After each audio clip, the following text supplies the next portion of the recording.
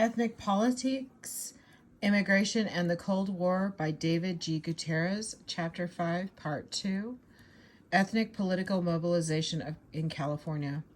By the early 1950s in California, Mexican-American activists were engaged in an even more sweeping reassessment of the significance of immigrant question. Indeed, as noted earlier, a tradition of mutual aid and cooperation between citizens and alien Mexicanos historically had been fostered there even at times of extreme pressure, such as the Depression and World War II. Despite the enormous pressure on minority groups and to stifle their demands during such periods of crisis, scattered evidence suggests that regardless of the prevailing political atmosphere, some Mexican-American activists continued to act on their belief on the fundamental link between Mexican-American struggle for civil rights and the status of resident Mexican aliens. During the 1950s, instances of cooperation between Mexican Americans and Mexican immigrants increased dramatically, particularly among new organizations that had appeared in Southern California after the war. One of the most important of the organizations to emerge during this period of intensified Mexican-American political activity was the Community Service Organization, CSO. Founded in September of 1947, the CSO was an outgrowth of Edward Roybal's unsuccessful bid for the Los Angeles 9th District's council seat that year. Roybal, a Mexican-American born in New Mexico, had been educated in California and for some time had been a social worker with the California Tuberculosis and Health Association. Much of the impetus behind the establishment of the CSO, which was composed largely of Roybal campaign workers, was the simple desire to retire Roybal's campaign debts. However, the fledgling organization soon attracted the attention of Fred Ross, an organizer affiliated with the Industrial Areas Foundation, IAF, and the American Council on Race Relations. The IAF, funded largely by Chicago philanthropist Marshall Field, and run by veteran community activist Saul Alinsky, supported local community organization efforts and had achieved notable success in Chicago's back of the yards movement in the 1930s and 1940s. By early 1948, the IAF provided the main source of funding for the new Los Angeles Barrio organization. Although the IAF grant to the CSO prohibited direct participation in partisan politics, the CSO, like so many Mexican-American oriented organizations, was inherently political from the outset. Indeed, several of the CSO's founders, including Antonio Rios and Gilbert Anaya, both activists of the Steelworkers Union and future presidents of the organization, initially wanted to name the group the Community Political Organization. From Ross's and the IAF's point of view, the CSO experiment was an important first step toward the effective organization of what was commonly seen as a political disorganized and therefore politically ineffective minority group. From the local Mexican-American activist perspective, the CSO, with IAF monetary and professional support, presented entirely new avenues for community political organization and activism. After its establishment, the CSO concentrated its community service efforts on nonpartisan voter registration and education drives, neighborhood improvement, legal advice, youth activities, health screening, and referral and legislative advocacy at the local and state levels. Although the new organization could not actually campaign for candidates because of the IAS restrictions, the CSO immediately distinguished itself by mounting a huge nonpartisan voter registration campaign in East Los Angeles before the 1949 municipal elections. The campaign met with unprecedented success. The CSO registered more than 15,000 new voters, mostly Mexican Americans. In Los Angeles' 9th Council Manic District, the registration drive proved decisive, for Edward Roybal won the city council seat and thus became the first Spanish surnamed person elected to that body since 1888, whereas former Congreso President Eduardo Quevedo had received only 2,227 of the 17,683 votes cast when he ran for the same seat in the 1945 primary. In 1949, Roybal defeated the incumbent councilman by a vote of 20,472 to 11,956. In 1945, fewer than 39% of the district's eligible voters had voted in 1949, largely through CSO's registration and get out the vote efforts. More than 82% of the eligible voters went to the polls. From its inception, the CSO, like LULAC, concerned itself with the distinctions that traditionally had divided citizens from non-citizens in the ethnic Mexican community. For example, the tone of a CSO pamphlet published in the mid-1950s was very similar to that of some LULAC's publication. What makes a nation indivisible? It asked. What generates this goal of unity, of oneness, of togetherness that holds the people of country steadfast? Citizenship, with its assurance of protection of home and family, it assures justice and a voice in the government. Similarly, in response to the heightened concern in the Spanish-speaking community about immigration matters that followed the passage of the Internal Security and the McCarran-Walter Acts, the CSO, like so many previous Mexican-American groups, emphasized the importance of citizenship, training, and naturalization to its non-citizen members and to the resident alien community at large. By 1955, the CSO, like so many previous Mexican-American groups, emphasized the By 1955, the CSO was conducting 450 citizenship classes throughout California. Within a year and a half of the program's initiation, the CSO had graduated, unquote, more than 5,000 new American citizens.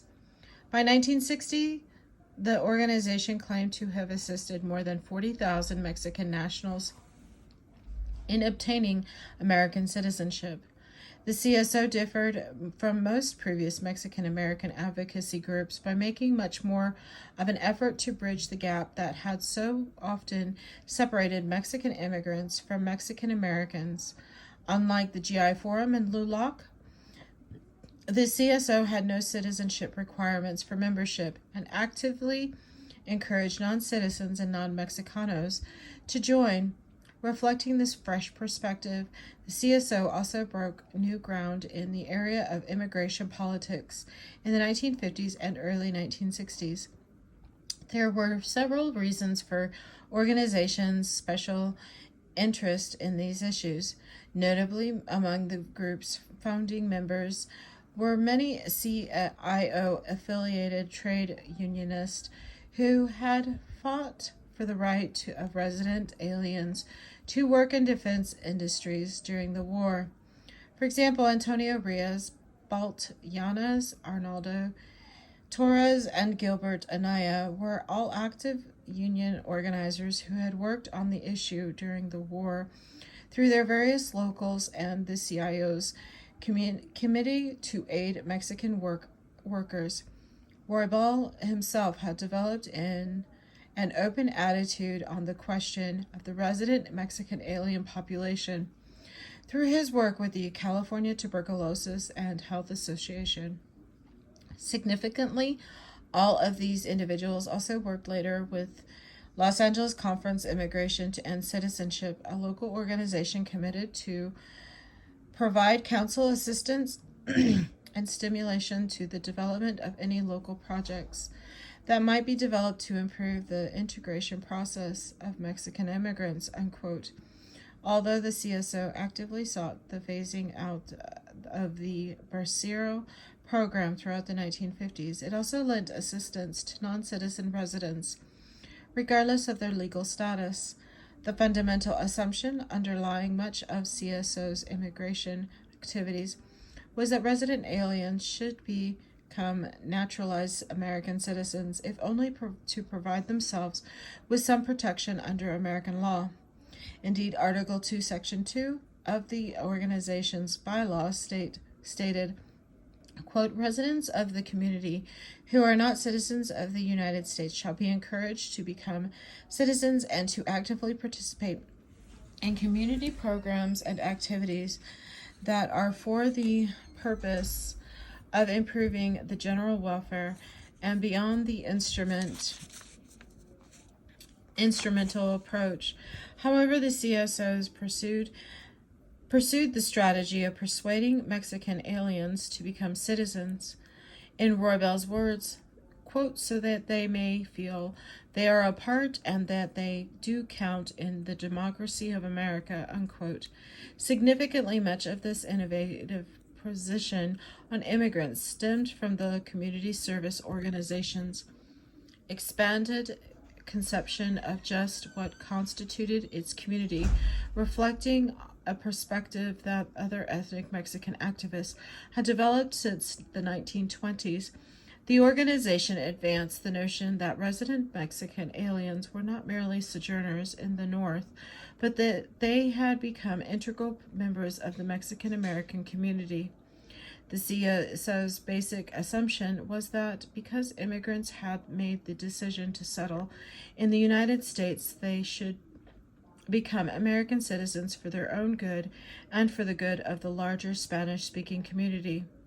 CSO members believed that many Mexican immigrants had existed for far too long, and the margins of American society uncemented, unquote, as one CSO publication put it, quote, into the strong foundations of American life.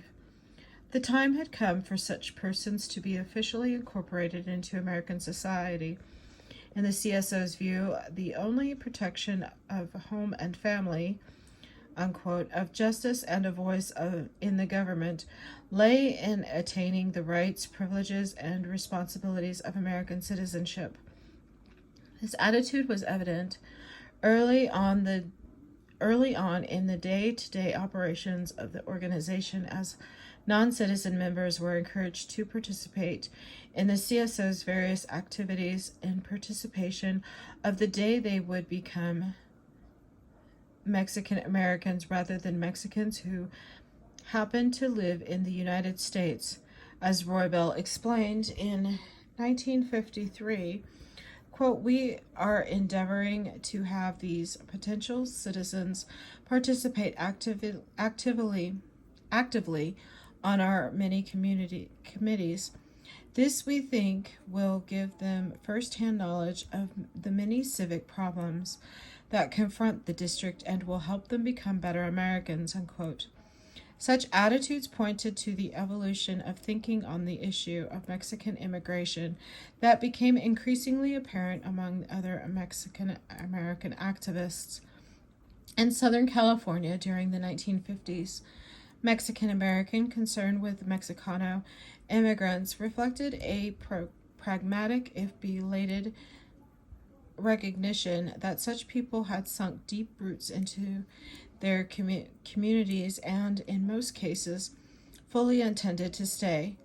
By this time, most Mexican Americans had direct relationships extending into the immigrant community in addition to the more indirect ties and affinities which bound them to the immigrants.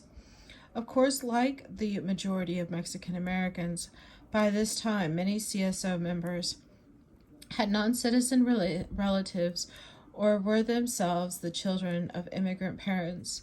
Yet beyond their expressed concern for the integration of non-citizen Mexicanos and into American society, as full-fledged participating members of the American community, CSO members also began to recognize that it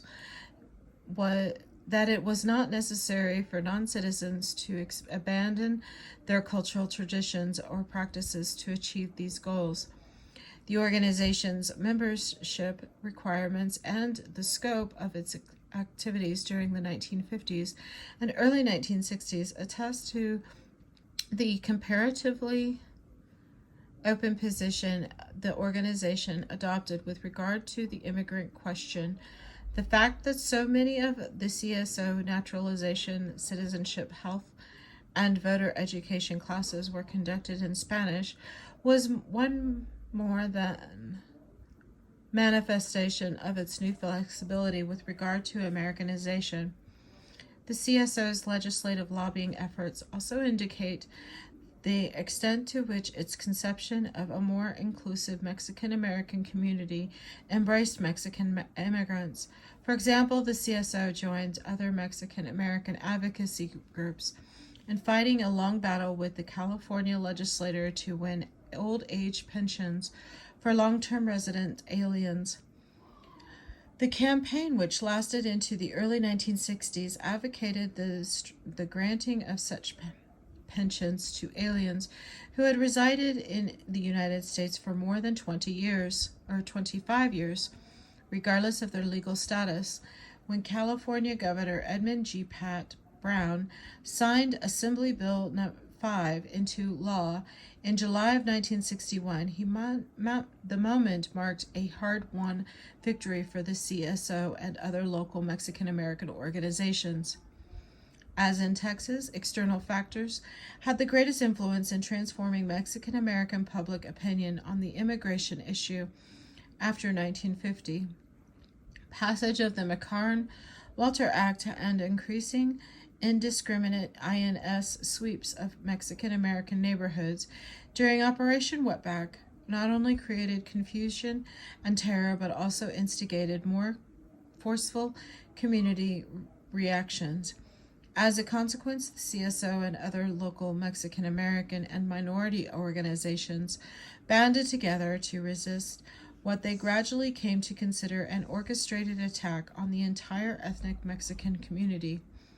In the process of defending resident aliens, these organizations advanced increasingly sophisticated legal and ethical arguments that also contributed to the further evolution of thought on the issue of their own ethnic identity and affinities.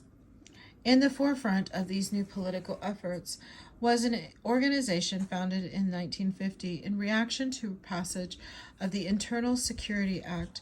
Although not specifically a Mexican American organization, this new group, the Los Angeles Committee for the Protection of Foreign-Born, LACPFB, nevertheless worked closely with Mexican American groups such as the CSO and the Congress of Spanish-Speaking Peoples. In addition, the LACPFB's East Side Branch was especially active in the defense of Mexican immigrants threatened by provisions of the Internal Security and the Mid-Karen-Walter Acts, and it included such CSO members as Josephine Yanez and Alicio Carrillo Jr. From its inception, the committee was an outspoken critic of both the Internal Security Act and the McCarran-Walter Act, considering such legislation discriminatory, repressive, and indeed un-American. The LASPFB, led by Los Angeles Jewish community activist Rose Chernin, lobbied for repeal of these laws well into the 1960s. The bulk of its activities during the 1950s, however, was channeled to the defense of non-citizens who were prosecuted under the provisions of the new laws, under what amounted to ex post facto provisions of both the Internal Security and McCarran-Walter Acts.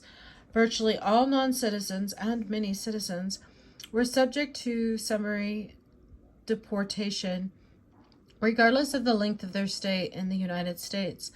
The rationale underlying the LASPFB's defense strategy was heard with increasing frequency among numerous ethnic and civil liberties organizations. Perhaps the preeminent argument leveled against the government's policy and actions during the mid-1950s was that such legislation was unconstitutional and inconsistent with American ideals of fair treatment and equality. Indeed, the LASPFB flatly called neighborhood sweeps and raids on factories and fields militarized terrorist deportation drives. It used similar emotionally charged rhetoric and derided campaigns such as Operation Wetback, describing them as manifestations of martial law, and programs that smacked the odious repatriation campaigns of the Great Depression, the wartime relocation of the Nisai, and even the Holocaust. LASPFB sponsored coalitions of trade unionist, ethnic and civil rights organizations, and such Mexicano-oriented groups as the CSO, the Association Nacional Mexico Americana, a left-leaning Mexican-American coalition labor group, and the Committee Defense del Pueblo Mexicano were also quick to recognize that many of the individuals singled out for persecution happened also to be union and or community activists. As more and more union organizers were harassed by the INS and local authorities, Mexican-American activists argued that the deportation campaigns were in reality the thinly veiled actions of a strike-breaking, union-busting force in the fields, shops, and factories. The validity of these charges was borne out as many Latino union activists, including Luisa Moreno, Josefina Ferrero, DeBright, and Frank Davila, were deported on grounds ranging from technical violations of immigration statutes to their former affiliation with communist or communist front organizations. Resident Mexican aliens, many of whom had lived in the United States for decades, were virtually powerless against the government's campaigns. Even when resident aliens attempted to take advantage of the naturalization procedures provided by the McCarran-Walter Act, their backgrounds were researched and they became subject to prosecution, as Rose Chernin described the situation in 1954. The only way a non-citizen can avoid the harshest restrictions on his life is to apply for naturalization. The law makes this extremely difficult. Investigations are then made into his activities, social and otherwise. If anything questionable from the point of view of the immigration service turns up, he will be refused. The facts are turned into a weapon and he can become a candidate for deportation. For long-term resident aliens, such circumstances obviously caused immediate and depressing concerns. For years, as Ernesto Galarza had argued, U.S. immigration policy and practices had contributed to the creation of a large class of people who remained in American territory with virtually no legal rights and largely at the whim of the government. Indeed, one reason so few resident alien Mexicans took advantage of the opportunity to become naturalized citizens was that they saw no real benefit to themselves or their families. As Jose Gastelum, a Mexican immigrant who had resided continuously in the United States for more than 40 years put it in 1963. I could not see the difference in the treatment of Mexican Americans and the Mexicans who came here from Mexico, so I did not feel it necessary to become a citizen inasmuch as the treatment was the same. In many instances, he argued, it was even more acute for the Mexican American than for the non-citizen alien, unquote. Gastalum's predicament was one that of thousands of Mexicans and their families faced during this period, having lived in the United States among citizens of their own ancestry for up to 4 or 5 decades. Many Mexicans now faced expulsion to a country they had never really known. Gastalum's bewilderment was evident when he asked, "Am I an alien? My children and grandchildren have all been born and educated here. I too have received all my education here, which is my native land. Mexico, which I left at the age of 10, or the United States, where I have lived 42 of my 52 years," unquote. Although the issues most Mexican American activists faced with regard to the immigration question more indirect than those facing unnaturalized Mexican residents, by the late 1950s they had come to realize the vital stake they had in the constitutional, legal, and moral aspects of their question.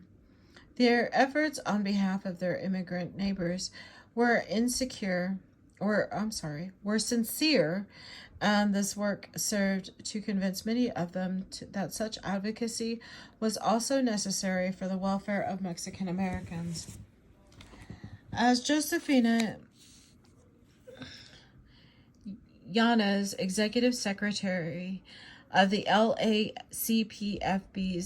East Side branch, explained, quote, "The role of the immigration authorities, their dragnet operations wherein they swoop down upon fields, factories, and entire communities, is so well known and feared in many Mexican American community that the word Los Federales strike terror not alone to the non-citizens, but to the Mexican American citizens of the first, second, and third generations," unquote.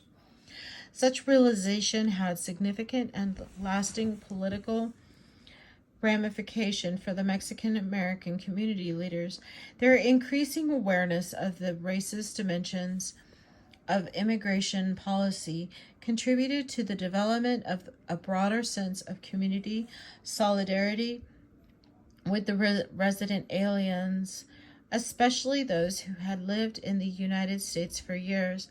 But it also demonstrated once again how little difference before the law actually existed between citizens and non-citizen members of the extended Mexicano community.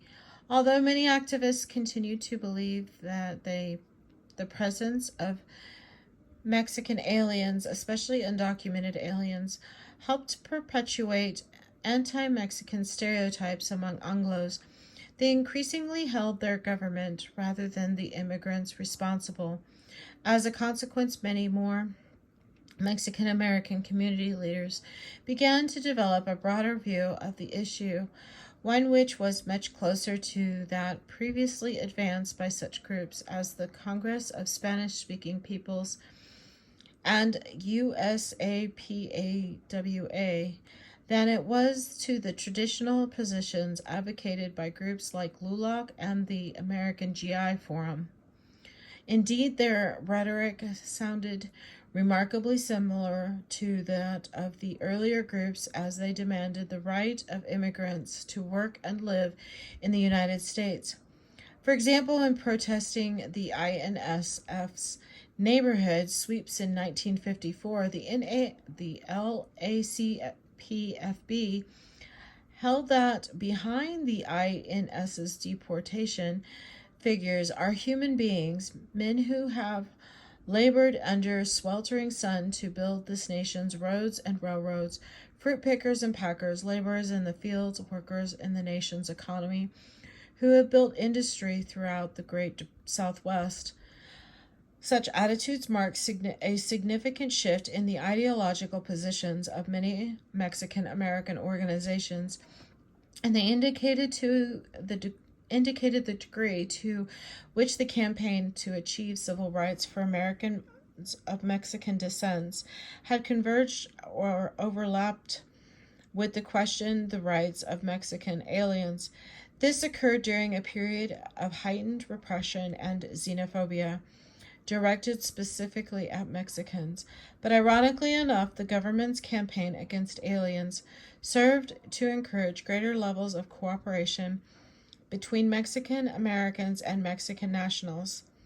Even though most Mexican American organizations continued to advocate the abolition of the Barraco program, greater control of the border, and significant restrictions on future immigration from Mexico, many of those same organizations had begun also to agitate the rights of those Mexicans who already physically present in this country.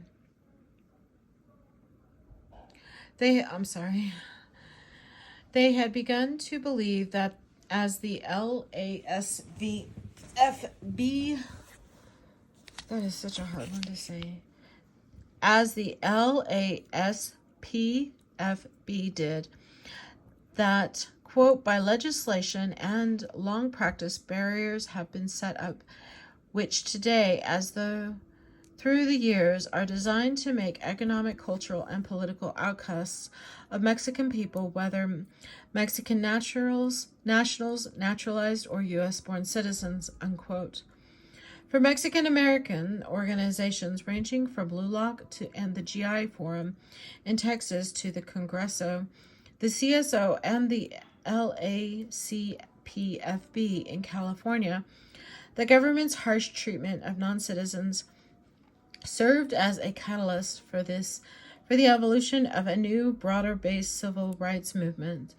Beyond the purely ideological aspects of their concern with the immigrant question lay the more fundamental belief, shaped by the experience of many of their families and neighbors. The most long-term Mexican residents had earned a legitimate place in American society through their work, contributions, and sacrifices in ways most Americans had never had to endure.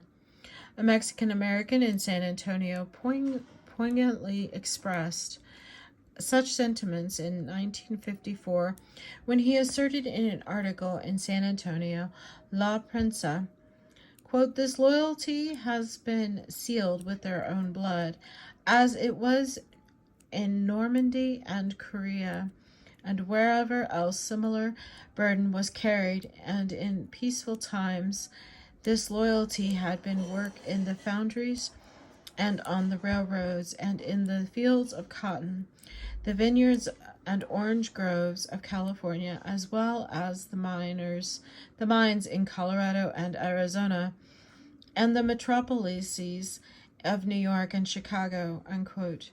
Perhaps the most dramatic and portentous manifestation of this change in attitude occurred in 1959, when the American Committee for the Protection of the Foreign-Born presented the United Nations with a petition that described Mexican Americans as an oppressed national minority.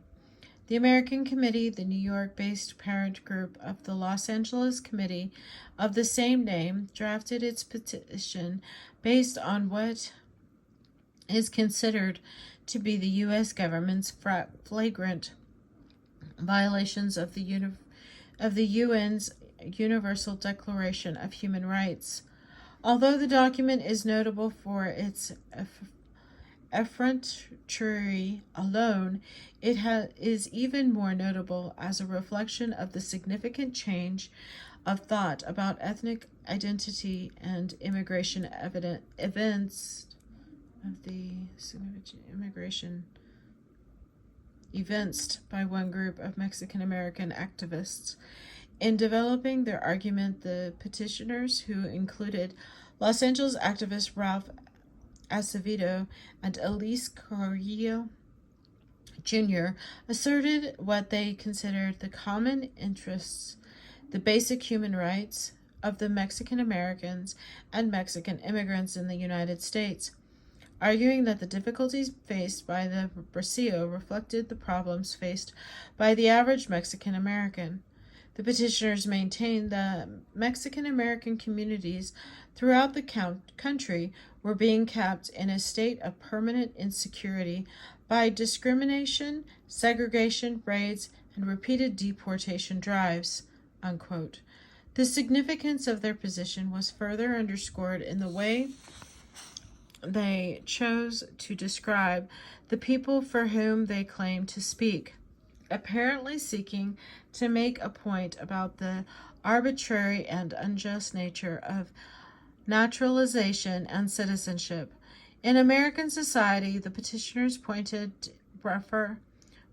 referred to the entire 1,101,228 persons the government claimed to have expelled in 1954 under Operation Wetbacks as Mexican Americans, by refusing to recognize any significant distinction between citizens and aliens, much less the more invidious distinction between citizens and wetbacks. The petitioners advocated what many Americans most certainly would have considered a radical new basis for ethnic political organization and mobilization. In effect, the committee adopted the view that if the government and the general public had never seen fit to distinguish whether an individual of Mexican descent was, quote, a Mexican national, a legally or illegally resident alien of the United States, a naturalized United States citizen, unquote, a native-born American, then Mexican American, should not make much of the distinction either. Conclusion. Mexican Americans' organizational responses to the perceived excess brought about by changes in immigration law during the 1950s indicate the degree to which their political attitudes had evolved since the first large numbers of immigrants from Mexico had crossed into the United States. Early in the century, although most mainstream Mexican American groups continued to support some form of strict control of the border, the repressive actions of the United States government after 1950 stimulated a serious reconsideration of their position vis-a-vis Mexican immigrants. As always, their immediate concern was with long-term alien residents who had raised American-born families and had otherwise established equities in American society. But at the same time, increasing numbers of the Mexican American activists began to comprehend how much of their quest for civil rights was tied to the immigrant question. As the American Committee for the Protection of the Foreign-Born argued, in 1959 a perception was growing among Mexican Americans that the Mexican descent population, aliens and citizens alike, had been, quote, forced to live lives of second-class citizens or immigrants without rights or status, and subject to discrimination, harassment, and great insecurity in their view, and in the view of a growing number of Mexican American activists. Quote, their basic human rights had been disregarded and violated day in and day out by agents in the United States Immigration and Naturalization Service and its Border Patrol, by the police, and by agencies of the United States Departments of Justice, Labor, and Agriculture, unquote. This explicit linkage of the rights of Mexican aliens with the civil rights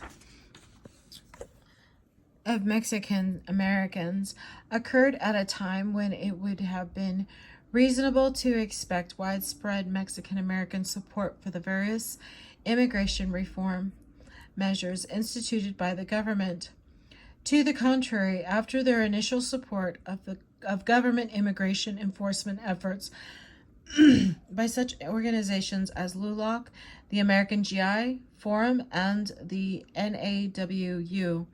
A growing groundswell of opinion sympathetic to the plight of immigrants began to emerge in these organizations. Though still in nascent form, such sentiments eventually contributed to greater assertions of a positive sense of ethnic identity among many politically active Mexican Americans. This is not to assert that these developments did not continue in the traditional border or broader context of Mexican Americans' loyalty to the United States. For most Mexican Americans continue to proudly proclaim their Americanness and commitment to American ideals and values. Similarly, most Mexican American advocacy organizations continue to emphasize integration as their stated objective. Yet by the late 1950s, integration no longer necessarily meant complete assimilation for Mexican American activists increasingly began to demand acceptance of their people of their own terms. That is, within the recognition that they were indeed of Mexican descent and proud of it. Perhaps the clearest example of this was the establishment in the late 1950s and early 1960s of organizations like the Mexican American Political Association in California and the Political Association of Spanish-speaking Organizations in Texas, which set precedent by simultaneously proclaiming their political activism and strongly asserting their ethnic background. Few activists recognized it at the time, but these developments presaged the emergence of even more militant declarations of ethnic solidarity among Mexican Americans in subsequent years, and also foreshadowed the emergence in the near future of even more rancorous debate over Mexican immigration to the United States. This is the end of Chapter 5. Thank you.